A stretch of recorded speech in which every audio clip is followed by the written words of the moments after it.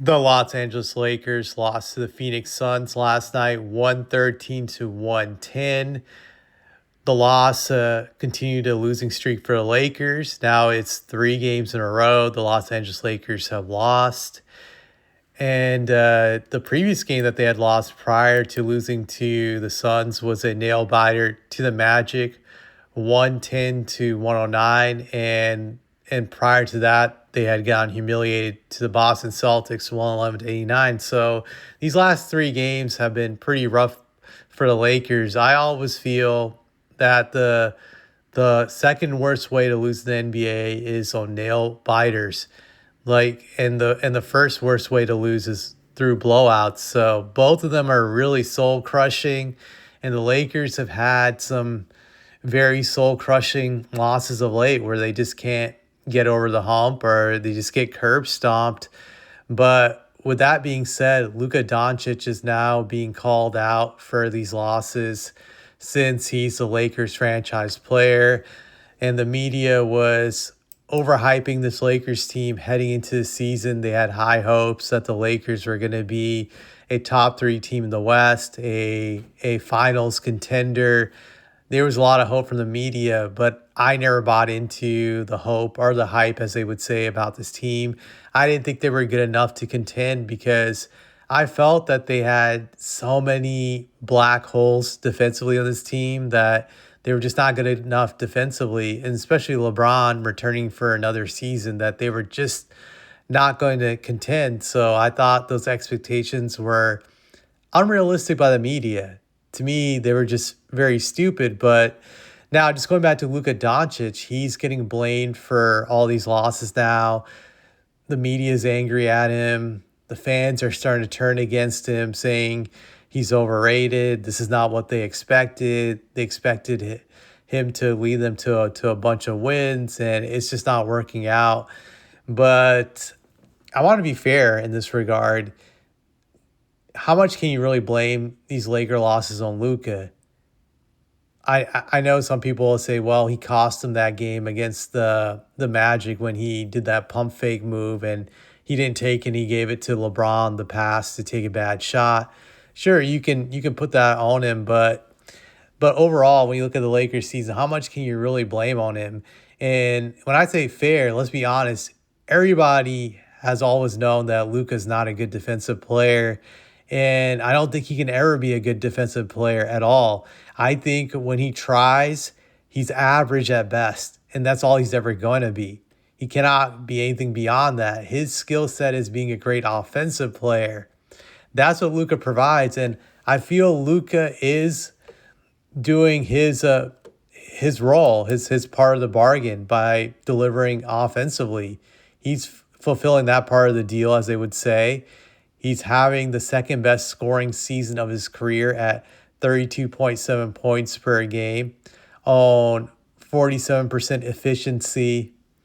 And he's averaging 8.6 assists a game and getting 4.1 turnovers. Granted, the turnovers are really high. I think he needs to get better at that. But overall, he's having a great season offensively.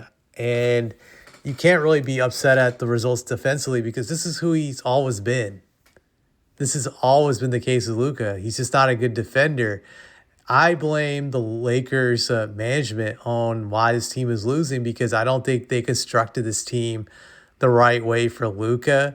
They're still waiting for LeBron to leave so they can fully construct the team around him to operate properly. But if you want to win with Luka Doncic, you got to look at the success the Dallas Mavericks had with him when he was there, how he was able to get them to 2 conference finals and 1 NBA finals appearance.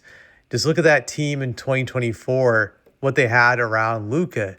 They had a bunch of great perimeter defenders when you look at that team. Like you had Derrick Jones Jr., you had PJ Washington, you had guys like Tim Hardaway Jr. off the bench that could defend. You had even role players like Jaden Hardy who were good defenders. So they had multiple guys who could defend the perimeter, and they had a strong rim protector. They had Gafford starting and they had Lively coming off the bench. That's like a two-headed monster defensively that they can use to protect the rim and cover up for Luka's gaffes on defense. Who do the Lakers have that can provide all this relief to Luka defensively to cover up him not being a good defensive player? I can't think of many guys who can do that on the Lakers. Hachimura is a good defensive player. You can say Vanderbilt, but you can't even play all those guys at the same time with him. That's the issue. DeAndre Ayton, they were hoping to be that rim protector, the guy who could protect the rim, but he hasn't been that guy this year. He hasn't been that guy at all. So what do you expect? Like it's going to be a team that's not going to be a contender because they didn't surround Luka with guys who could play defense. Like you look at Austin Reeves, he's a black hole defensively. You look at LeBron James, he's a black hole defensively. And then you look at Aiden, who's been a black hole defensively on a lot of nights. So that's like Luka paired with three other guys who are not playing defense. So it's like four black holes on defense. So of course the team is going to be trash. And then you just look at even the guards that Luka was playing with in the past, like Kyrie Irving, great offensive player. But I would say when Kyrie wants to play defense, he can play defense. So that also helped out Luka tremendously. And that's another thing the Lakers need to look into when constructing this roster after the season's over, knowing that I don't think they're going to re-sign LeBron, is that you may want to bring an athletic guard to play with Luka. He had a lot of success when he's played with these athletic guards that are playmakers, like Kyrie Irving. A few years ago, he gets to the finals. And back in 2022, 4 years ago, he played with this unknown, small, skilled guard who was very talented, who was also a very good playmaker by the name of Jalen Brunson. He did pretty good with him also getting to the conference finals. That I think that's really the blueprint for Luka Doncic. You need to get a skilled guard who can score buckets and who can be a playmaker. And then you got to find a few elite perimeter defenders, some role players, whether it's a Derrick Jones Jr. or Dorian Finney-Smith type. These are the types of players that you need to surround him with, like 3-and-D guys. And then you got to get him an elite rim protector big man. That's what the Lakers should be looking into when it comes to Luka. And if you don't have that blueprint, then you're just not going to win with him. Well, you're not going to win a lot of games where you're an elite team or a contender.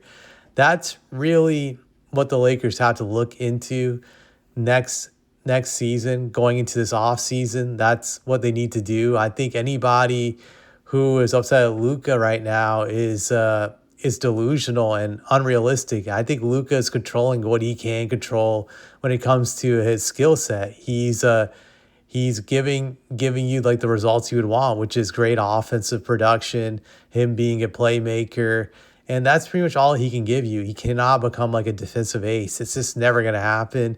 You got to accept that with Luka. So he's doing what he can control. That's why I'm not really criticizing him, because I don't expect him to be a good defensive player. It's not doable. The Lakers, like I said, they have to reconstruct this team during the summertime. And the media has to be realistic about this team. I know that it kills them inside that the Lakers are not going to go to the NBA Finals anytime soon, the way this roster is constructed, and they had to accept that. So I think the expectations for Luka leading this team to the finals this year is unrealistic. Even a conference finals appearance is unrealistic. I don't see it. So they had to do a lot during the summertime. I think Luka is being made unfairly to be the scapegoat. And knowing how the media functions, if the Lakers ever build the right team around him and they start winning games, these guys will jump all back on the bandwagon to ride him. That they're that fickle and fake. I just laugh at these hot takes about him. I think it's easy to pile on him right now, but it's not an accurate picture of what's really going on.